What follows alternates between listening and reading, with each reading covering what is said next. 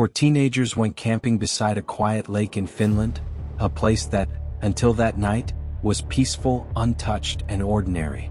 They pitched a tent beneath the trees, overlooking still water, surrounded by silence. By morning, 3 of them were dead. No one saw what happened. No one heard a struggle. There were no witnesses, no confession, no clear motive, and the one survivor remembered almost nothing. More than 60 years later, the mystery still lingers over the shore of Lake Bodom, a crime that became legend, folklore, and obsession, because the truth slipped through everyone's fingers. This is the story of the Lake Bodom murders, a case that refuses to close, a night that refuses to be forgotten.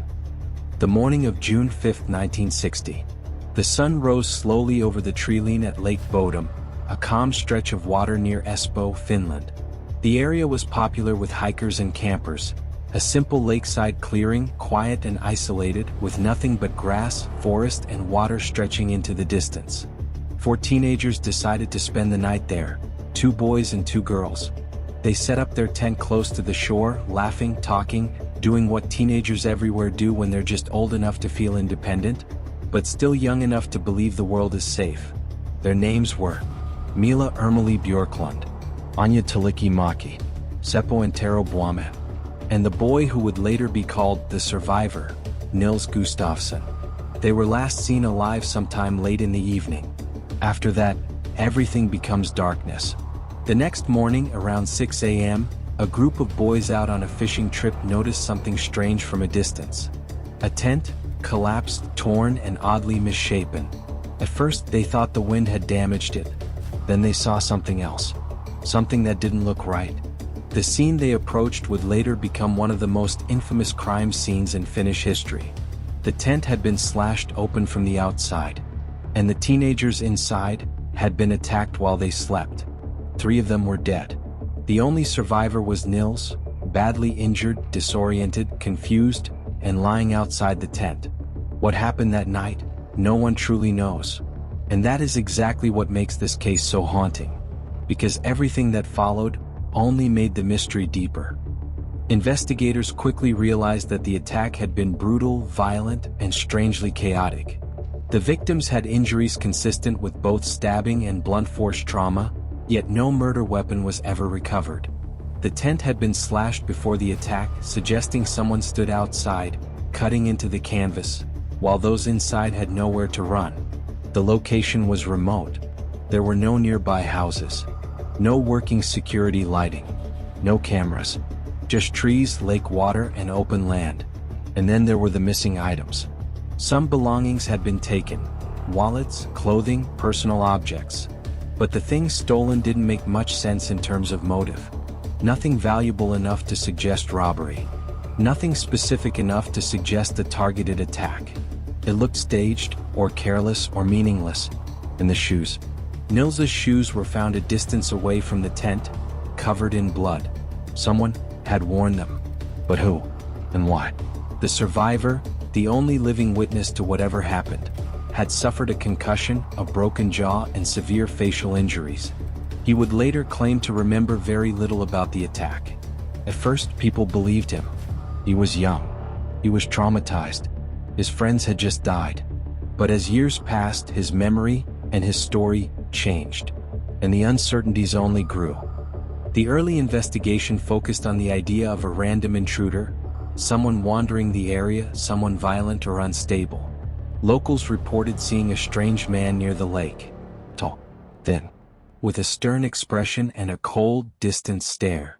Some said he had been watching the campsite from the trees. Others claimed he carried a knife. He was never identified. Years later, rumors spread that he may have confessed before his death. Some say he left a note. Others say it was a story invented by villagers who needed someone to blame, a figure to point at in the absence of evidence. The truth is, no confession was ever officially confirmed, and the unidentified man remains part ghost story, part theory, part shadow in the woods. Then, decades after the crime, attention shifted again, this time toward the survivor himself, Nils Gustafsson, the only one who made it out alive. For years he was treated as a victim. But as forensic technology improved, New tests raised new questions. Blood patterns didn't match earlier assumptions. The positioning of bodies didn't align with the story told. The case was reopened and suddenly the narrative flipped. Was the killer inside the tent, not outside? Was the attack personal? Had there been a fight among friends? Investigators reconstructed the scenario countless times. They examined impact angles, blood trajectory, and fabric tears. They studied his shoes, stained with blood that didn't belong to him. His injuries were brutal, but some experts argued they could still have been self-inflicted or the result of staged chaos. Others strongly disagreed. Psychologists debated personality profiles. Detectives debated motive. Journalists debated every detail. Some believed a drunken argument escalated. Others believed jealousy played a role. But there were problems with that theory too. The brutality didn't match a spur-of-the-moment fight. The tent slashes came from outside, and the missing belongings didn't fit any logical motive. Why would someone stage a robbery and then leave behind so many valuables? Why take trivial items and ignore others? Nothing added up. Even court proceedings failed to resolve the mystery. After years of speculation, accusations, and headlines, the surviving boy was ultimately acquitted, officially declared not guilty. Legally, the case returned to what it had been before: unsolved. Today, Lake Bodom is quiet again. The grass has grown back. The tent is gone.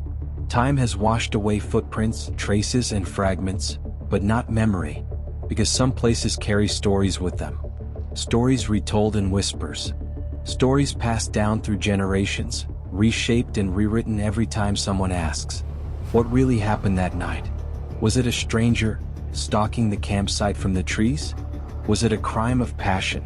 A moment of sudden rage? Or was it something else entirely, something no one ever understood? There are still people who believe the truth was there all along, buried in testimony, hidden in the gaps between statements, lost inside trauma and fear. Others believe the case never had an answer, that whoever did it vanished into the woods that dawn and never looked back. No definitive weapon, no confession, no closure, just silence and a tent beside the lake. The Lake Bodom murders remain one of Europe's most disturbing unsolved crimes, a story where every possible explanation feels incomplete, where evidence contradicts itself, and where the only person who survived carries scars that time could never erase. And perhaps the most haunting part of all is knowing that somewhere out there, whether living, gone, or forgotten, someone knows exactly what happened, but the world never will. As always, if you enjoyed this video, give a like and subscribe. It helps the channel grow and I can continue through this journey of investigations.